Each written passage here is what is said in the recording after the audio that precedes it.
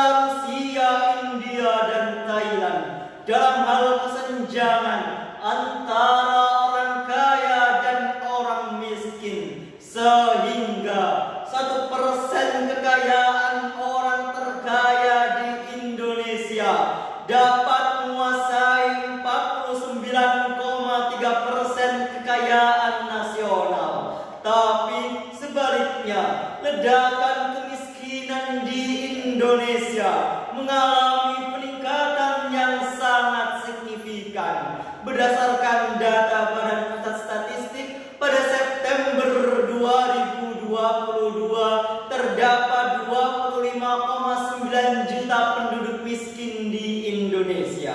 Bukankah dengan kemiskinan dapat menyebabkan kebodohan? Bukankah dengan kemiskinan dapat menyebabkan keterbelakangan?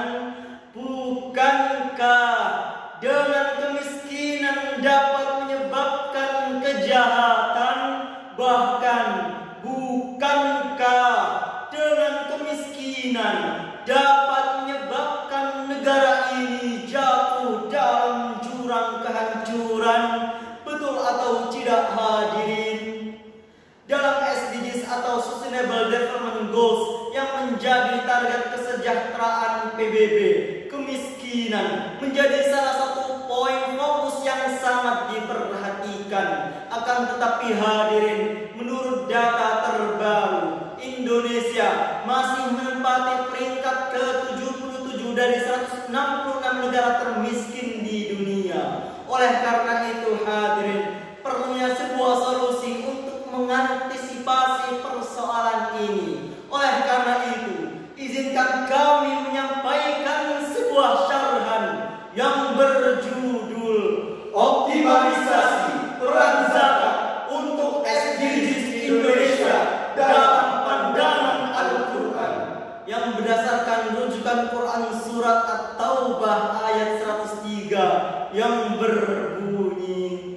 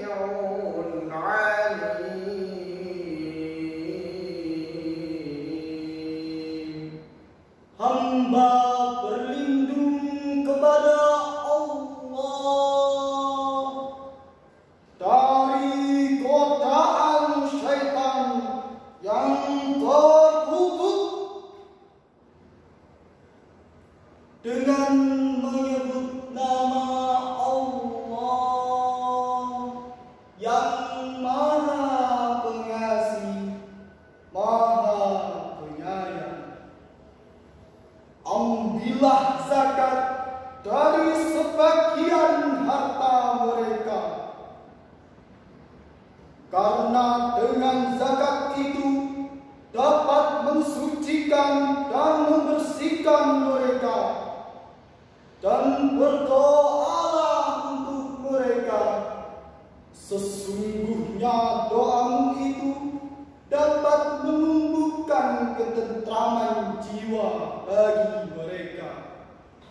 Dan Allah Maha mendengar, Maha mengetahui. Hadirin wa ma'asyiral muslimin rahimakumullah. Asy-Syaikh Profesor Dr. Wahbah As-Suhaili dalam kitab tafsirnya Al-Munir jilid 5 halaman 48 menukilkan sebab nuzul ayat tadi berkenaan dengan Abu Lubabah dan teman-temannya yang mengikatkan diri mereka di tiang-tiang Masjid Nabawi lantaran tidak ikut dalam peperangan Tabuk dan mereka tidak ingin dilepaskan kecuali dengan Rasulullah sallallahu alaihi wasallam. Lalu ketika mereka dilepaskan, mereka datang kepada Rasulullah sallallahu alaihi wasallam dengan membawa sebagian harta mereka dan berkata, "Ya Rasulullah, terimalah harta dari kami, sedekahkanlah atas nama kami dan mintakanlah ampunan bagi kami." Lalu Rasulullah sallallahu alaihi wasallam berkata, "Aku tidak pernah diperintahkan oleh Allah Subhanahu wa taala untuk menerima harta sedikit pun." Maka turunlah Quran surat At-Taubah ayat 103 tadi. Lalu hadirin, apa sesungguhnya fungsi zakat bagi seorang muzaki? Dalam ayat tadi dijelaskan fungsi yang pertama, watutahhiruhum, fungsi tathhir, yakni dengan zakat dapat mensucikan harta dari hak-hak fakir dan hak-hak miskin. Fungsi yang kedua, watuzakihim, fungsi tazkiyah, yakni dengan zakat dapat membersihkan hati dari penyakit rakus, tamak dan serakah. Penyakit ini hadirin yang benar-benar harus kita bersihkan. Sebab jika penyakit ini terjangkit pada manusia, maka akan lahir otak Fir'aun, wartawan yang berjiwa korun, pengusaha bermental sa'laba. Tugasnya bukan pelindung rakyat, tapi bahkan perampas hak-hak rakyat. Fungsi yang ketiga, sakanul lahum, fungsi tazki. Maksudnya dengan zakat jiwa akan tenang, hati senang walaupun banyak uang, oi tidak pusing walaupun dikejar leasing. Amin amin ya rabbal alamin. Tapi sebaliknya, jika para agnia enggan berderma, para konglomerat enggan berzakat, para pengusaha tak sudi menginfakkan hartanya, maka jumlah kemiskinan akan terus meningkat, pengangguran pun membengkak, dan pada akhirnya kejahatan demi kejahatan akan terus merebak. Nauzubillahi min dzalik. Saudaraku, apakah kita rela melihat bangsa yang besar ini yang dibangun atas derayan air mata, cucuran keringat dan genangan darah para syuhada, kita biarkan porak-poranda hanya karena segenggam kepentingan? Tentu tidak hadirin. Padahal Rasulullah sallallahu alaihi wasallam telah mengancam bukan termasuk orang mukmin mereka yang hidup dalam kekenyangan sendirian sementara tetangganya hidup dalam kelaparan.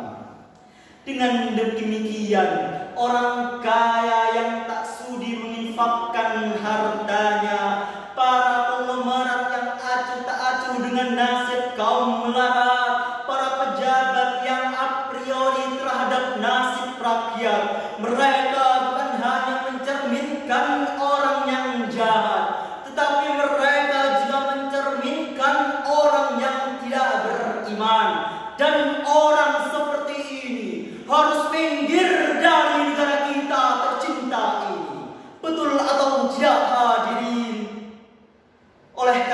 itu hadirin, semangat zakat, infak dan sedekah wajib kita aplikasikan dalam kehidupan berbangsa dan bernegara. Lalu timbullah sebuah pertanyaan, kepada siapa zakat ini diberikan?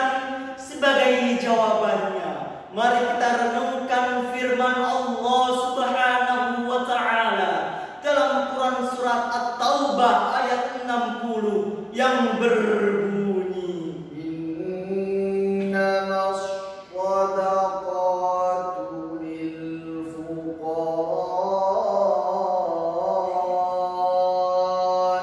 wal masakin wal 'amilina 'alayha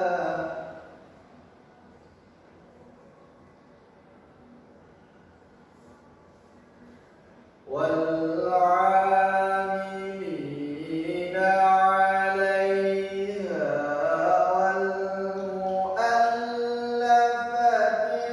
قلوبهم وفي الرقاب والغارمين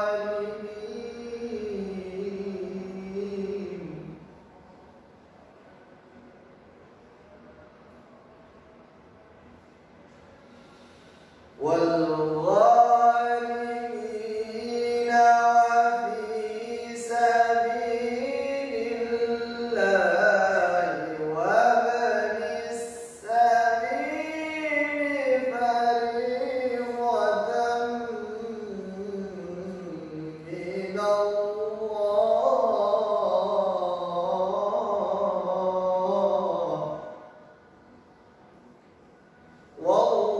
والله عليم حكيم صدق الله العظيم.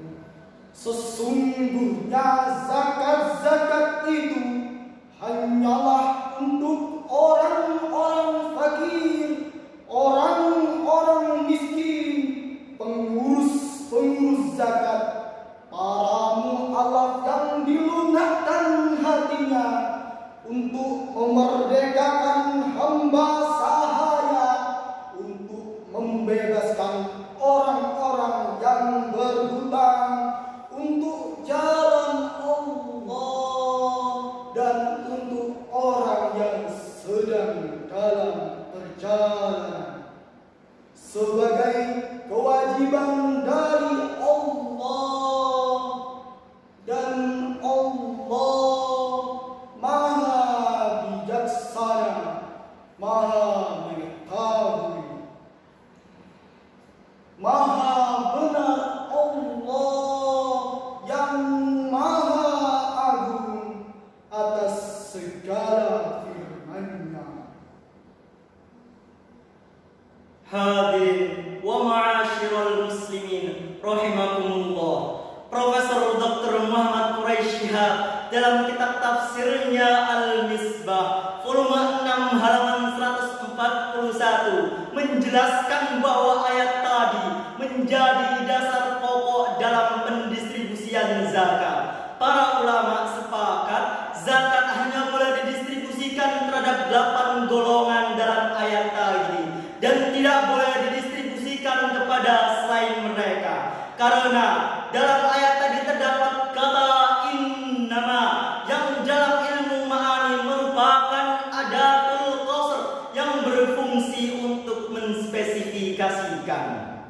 Dalam uraian yang telah kami sampaikan, kita dapat mengambil sebuah kesimpulan bahwasanya golongan fakir dan miskin harus menjadi prioritas utama dalam pendistribusian zakat guna memerangi angka kemiskinan di Indonesia.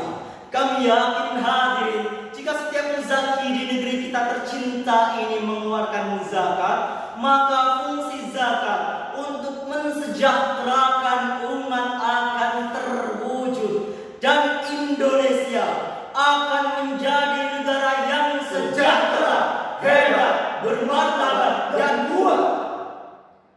Sebagai penutup syarhan, sebuah pantun kami persembahkan.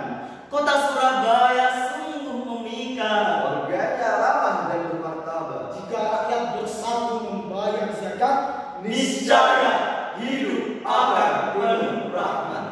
Allahul